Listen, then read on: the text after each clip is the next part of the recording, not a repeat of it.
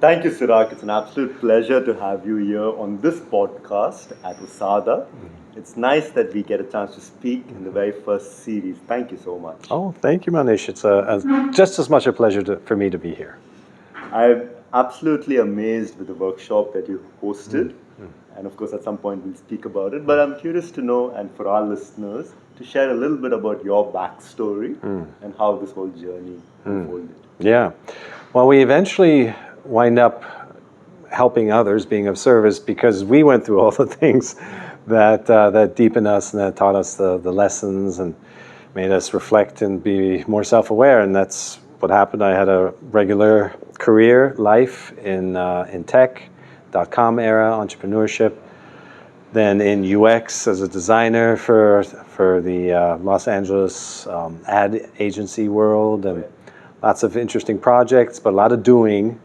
And all that doing eventually, something's missing, and I think there came a point when there was a tipping point.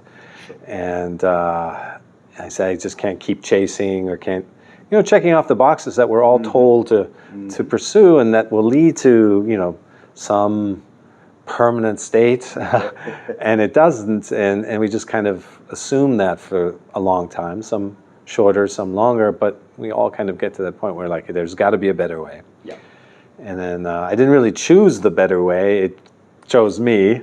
In that, when the rug gets pulled out from underneath all those old beliefs and assumptions, then you kind of have to rebuild yourself. Yeah.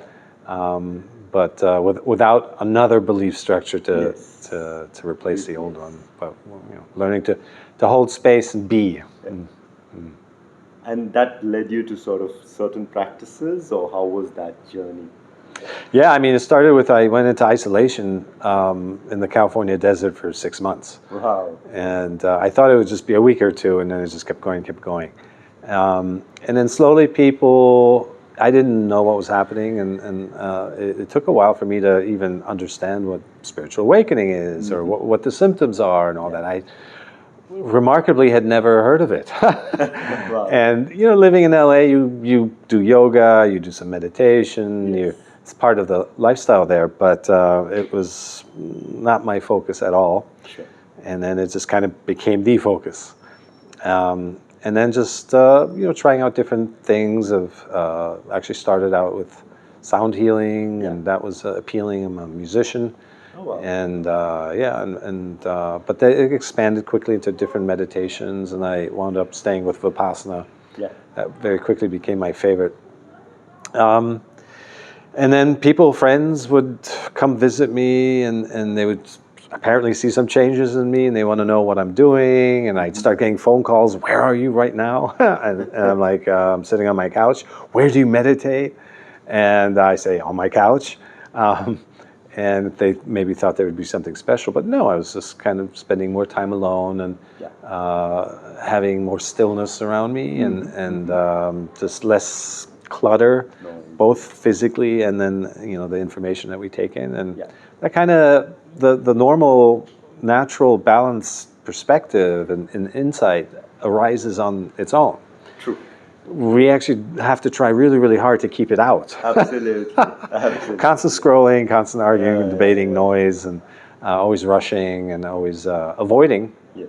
But if we just stop doing that for a little bit, it comes flooding in, and then you just have to kind of handle it. Find some tools to learn to deal with the discomfort that initially is there with the unknown, with no longer having a belief structure to cling to. Yes. So it takes some time. It's the nervous system that is used to reacting and clinging and controlling. Good. And now we have to find a kind of a higher gear that doesn't need that stuff. Absolutely. That's so beautifully articulated, and I'm sure all our listeners will appreciate the way you sort of made that journey for them. Yeah, and I would say that I was seeing it in many people I knew, even some friends, and they kind of got to the same place, but they all, for one reason or another, they went to the doctor, popped some pills, and went to work the next day. Yeah. And maybe they had to, but still, very few kind of Yeah. you know, recognize that maybe something deeper is going on. Yes. And that was really the only difference. I didn't think I was special. It's just that I did create the space around me for whatever wanted to come forth, to take hold, and then here we are. That's such a beautiful insight that to be able to give the space to offer oneself the luxury of allowing ourselves to stew in whatever challenging situation we find ourselves in, rather than a quick fix. Yeah. Eckhart Tolle has a wonderful quote where he says that all of our troubles can be distilled down to our inability to sit quietly in a room by ourselves. How beautiful. That's so true. That's all we have to do, and then it'll set the ball in motion. Yeah. And then by and by, you started to sort of teach, and then you put together a remarkable methodology Yeah. and a set of practices that you offer. Would you like to share some insight? Yeah, I mean, I often get the question, who was my guru? I didn't learn from one person. I just learned from everyone. Yes. And at different times, different things resonated. But it's more the overall orientation, which I talk about often, is just make self-inquiry your lifestyle, the way you organize your day, the little pockets in your schedule that you could use easily instead of waiting or worrying. That's already a few hours right there every day that you could use that for presence practice, for just even looking around and taking in the decor, using your senses to connect to what is right now, and really familiarizing yourself with presence and with yourself in relationship to that. So many people complain they don't have the time, they don't want to add another thing to their schedule, like meditation and so forth. You don't have to.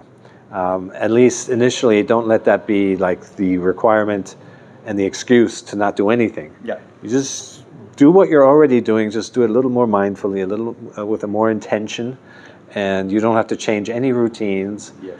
And that more intention, that precision, that detail, the just the level of the quality of your presence that you bring into that is going to change your relationship with those things. In your relationships with people, in your relationship with your job, in your relationship even with your commute. These are all opportunities to deepen and really see the meaning that is, and this is where we go into a deeper place, that is inherent to everything that's happening. That's true. The content itself is a distant secondary. It's not that important. It's the awareness of the content. You get it, for sure. And so if you can make steps towards living from that place, then you're in good shape, and as it is in terms of your evolution. Sure. Of course, like having gone through the journey, and now you see it as something that can be done without having to change a person's lifestyle, routine, and so on. And yet, of course, you changed it dramatically with the time spent in the desert and so on. How would you sort of now, is there a middle ground where somebody, it's not, yes, it's seemingly, you're right, that big changes are not needed, but yet is there a space for the requirement for big changes in some way? Yeah, so it always, I say, look at the motivation of your actions. Is it coming from reactivity? Is it coming from judgment? Is it coming from rejection or resistance? These are all, the quality of the seed is then contained in the fruit, in the result. So if you're acting from that place, your actions just won't be as genuine and fruitful and as they can be. But if you are operating from acceptance, from non-resistance, from gratitude, inspiration, and letting those things guide you, then you have a practical indicator that you're going in the right direction. You're not just perpetuating old patterns. And those things tend to show themselves best when you're in acceptance to what is. When you're not making big changes and big decisions in your life, again, from that reactive, judgmental mind, but rather from things emerging on their own, revealing themselves on their own. You might want to change your job, but not from judgment that it's all not worth you or beneath you, but rather from, for example, I've completed my mission here. I've fulfilled what my role was here, and that's a very different motivation to then take out into the world and seek something that is, again, in more alignment, Yeah. as opposed to before when you're just going to probably recreate the old thing because you're Back end, still... in a different place. Exactly. Sure. Cirak, if you could share for our listeners some practical tool that they could use. You've got a whole plethora of tools, but some tool that they can use on a day-to-day basis when they feel aggrieved or in sort of Yes. some suffering. Yeah. Well, the key word you just mentioned is feel. Yeah. And even I struggled. I remember thinking, what are feelings really? A better word, I think, is sensations, and that's what we use in the spiritual world. And so sensations are, Yeah. in your body. It shows up somewhere. Every thought has a related sensation, and look for that. Notice it, see where it shows up in your body. Just stay there, in as long as you can, in an unbiased, neutral way. Yeah. And you'll find very often it diminishes, it changes, and sometimes it dissolves entirely. Just with the awareness, the attention. Yes, exactly. Because the moment you notice something, the moment you're aware of something, you're no longer it. That's right. You're no longer identified with it. It no longer has power over you, and that already changes a lot. So yeah, always look for where you're feeling it.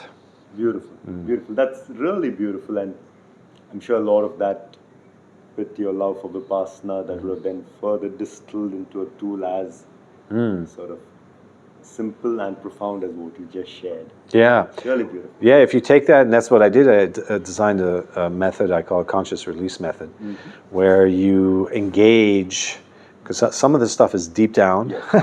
Most of our, during formative years, that's we have to go down to the root of things.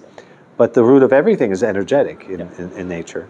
So we can, if we spend enough time with an appropriate somatic journeying technique, we can go in there and give even the toughest blockages, the toughest knots, the space, the time to disentangle and then dissolve and leave us. And so just kind of thinking, I'm just going to feel where my feelings are for a moment. I remember struggling, like, what does that really mean? And even if you do it for a second, that doesn't mean it's over. And oh yeah, I felt it, now I'm free and clear. That's not how it works. You may have to spend more time there. So looking at its shape, its size, its color, some people say give it a name, and is it three-dimensional? And try to engage with it in a very purely logical way. I mean, everything we're saying here is, you don't have to think of it as spiritual per se. It's very embodied. Yes, exactly. And just give it the space, and because these are unfinished emotions that at some point there was an unpleasant feeling, we reacted to it, and we kept it from completing, and so now it was stuck. Now we have layers and layers and layers of stuck feelings. That's true. Going back in there and giving it the space allows it to complete, and then it leaves us. And that is really the root of things that a lot of Western medicine doesn't even begin to understand. So, Fair point. Fair point. It's not deep enough. Fair point. Yes. I'm going to ask you 3 questions. Yes. And if you could provide like a very quick sort of one sentence sort of answer. Yeah. The biggest mistake you've made, since we're talking about spirituality, this journey per se, the biggest mistake you've made in your journey. Well, I think I made a big one, just like every beginning meditator, is you have a blissful sit, and then you think you need to get back there. And if you don't, if you can't find back to that state, then you're a failure, then it's not working, and then you give up. And so that blocked me for quite a while. I remember maybe a year or 2 in, suddenly I just got attached to this feeling state. And then it took another year where I just gave up on the practice, because till somebody pointed out what I'm pointing out to you now is that you don't quiet a busy mind by wanting it to be quiet. You quiet a busy mind by accepting that it's busy. And that acceptance of whatever state you're in, that's where it's at. Sure. Yeah. The other question that I have is, a lot of the techniques from ancient wisdom with modern research has catered to a human mind that's more or less been the same for the last 2-3 millennia. Same kind of needs, desires. With the social media, with AI, with all these things going at breakneck speed, are those tools relevant for today's mind And which areas of research would you want to bring into your work to counter what's coming? That's a great question. I don't think the mind today is any different than it ever has been. And every individual has their own mind and their own state and their own challenges and their own obstacles and their own path to travel, whether it's in a high-tech environment or low-tech or in a cave or on another planet. It's going to be what it's going to be, and the challenges that we face are really just a reflection of our own limiting beliefs and whatever lens we've constructed, and so anything other than the wholeness and the completion is going to lead to some tension, some friction, some suffering. That will then challenge us to find where that lives again and dissolve that, release that, and get rid of that weight. And a lot of the weight, most of the weight we carry is not even our own. We've inherited it from our lineage, and so we're doing the cleanup for our whole ancestors who didn't have a chance. So I think it really doesn't matter on the environment. The lessons will find you because you're really just experiencing yourself. You're in your own world. You're seeing it through your lens, and hence that you're really engaging with a mirror. And then the circumstances are, I don't think they matter. You'll find what you need to find. And what are we losing by losing the empty spaces in a day? So back in time when we were younger, we were waiting for somebody, or we had a lot of empty spaces when we could just be. What are we losing? Of course, we're losing the time, but what are we losing because we take our phone or some such? We've lost boredom, right? So what goes with that? Yeah, sometimes I think back and it's like, how did we even meet our friends? Like, how would we know if they showed up or if they changed their plans or something? Like, how did that work? I don't actually remember how. It's crazy. What a lot of trust. You make a call and then the person shows up. Now you're 1 minute late. Where are you? Yeah, exactly. It depends on how we use that space. So even back then, if we were just thinking and worrying or distracting ourselves, then it was probably no different than distracting ourselves with scrolling today. And maybe it was video games or even sports, you could say, is a form of distraction. It's better than scrolling, but and there's a groundedness that comes with that, and an embodiment that comes with that, and a cleansing and purging. That's all good, but that alone doesn't do the trick. And you can look at pro athletes, and what they struggle with the most is their head. So even back then, as it is today, if you had some guidance and some tools to somebody saying, hey, next time you feel the urge, a question comes up and you feel the urge to reach for your device to look for the answer, is just stay with the urge, notice the sensation of that, let it be unknown for a little bit, even just 30 seconds, but notice what that feels like, because that's your relationship with the unknown. And if you can cultivate that, do that for a few times. It doesn't take that long. That's the amazing thing with all this. It's not some rocket science or reserved for fortunate few. It's just notice what that feels like and stay with it and let that kind of change and shape shift and then dissolve. And so suddenly you're no longer afraid of not knowing or of the unknown or nothing happening seemingly.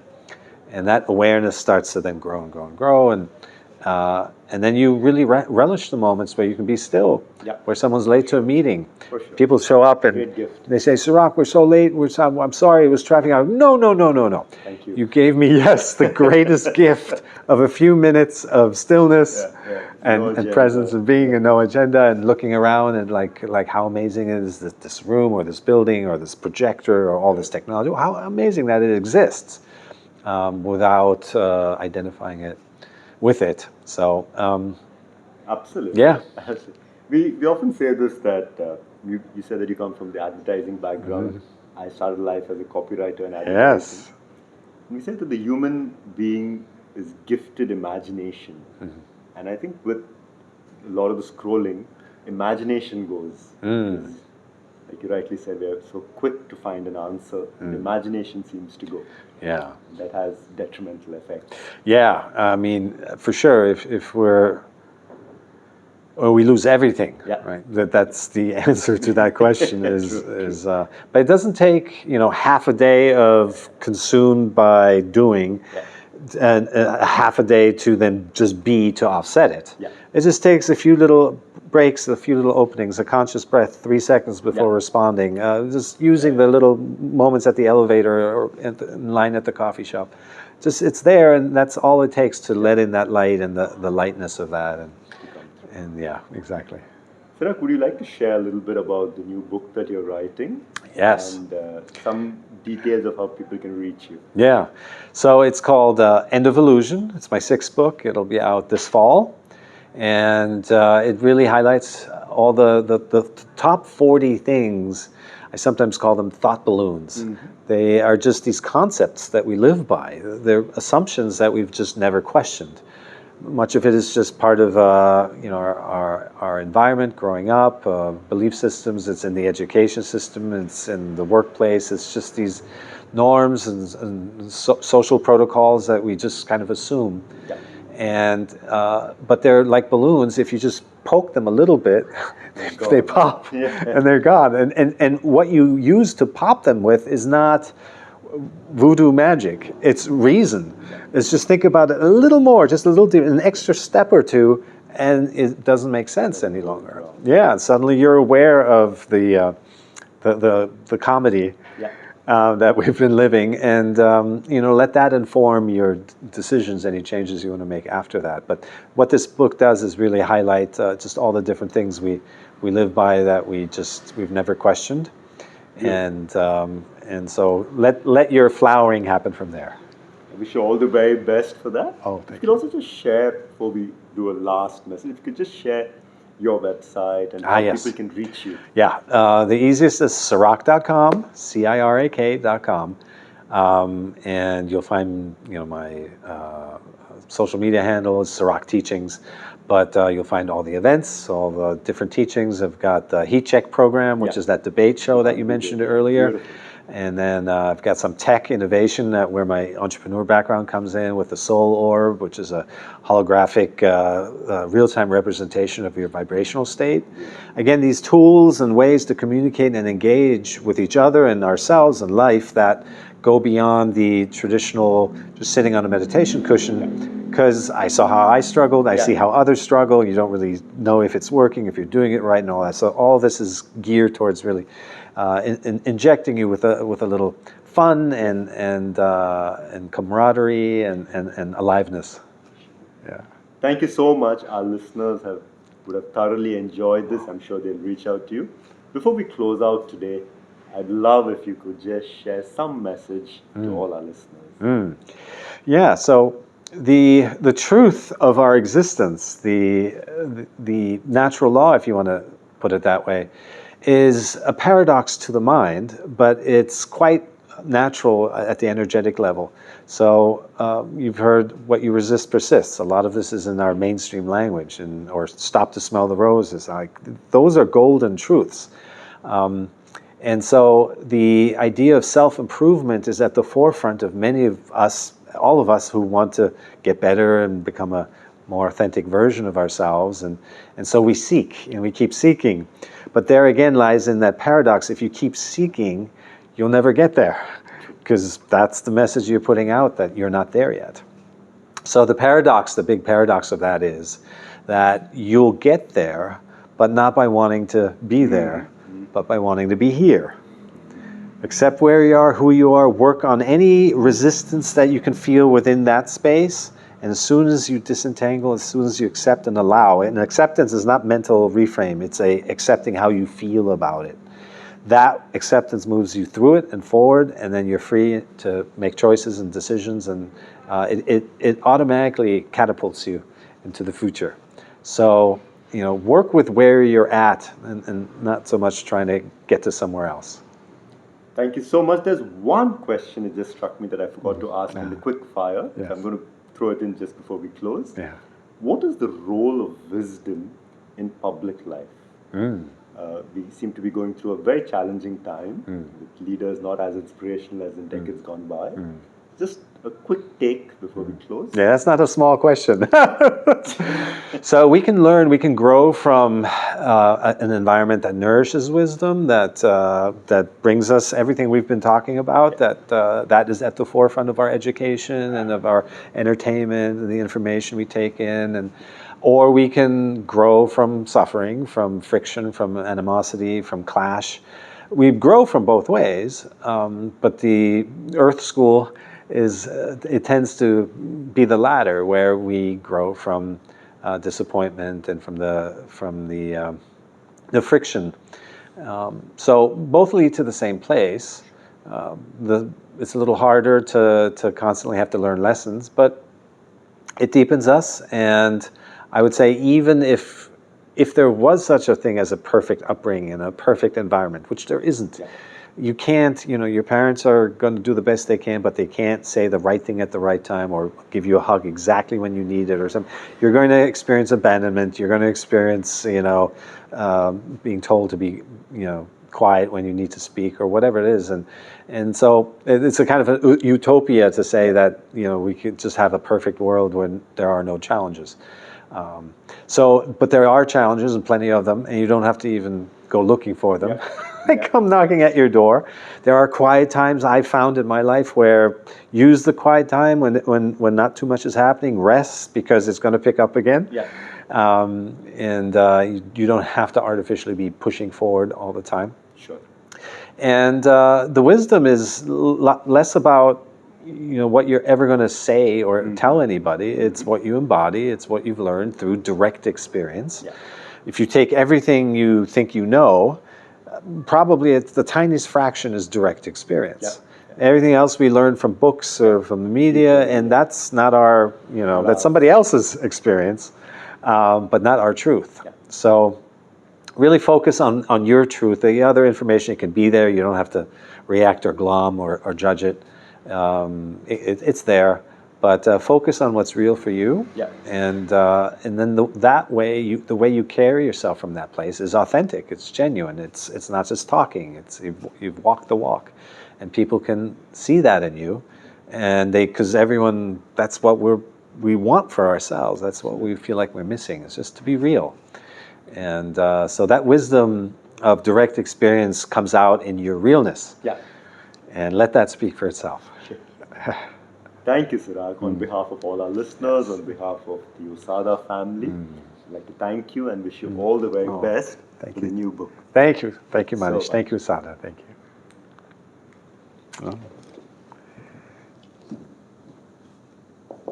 All right.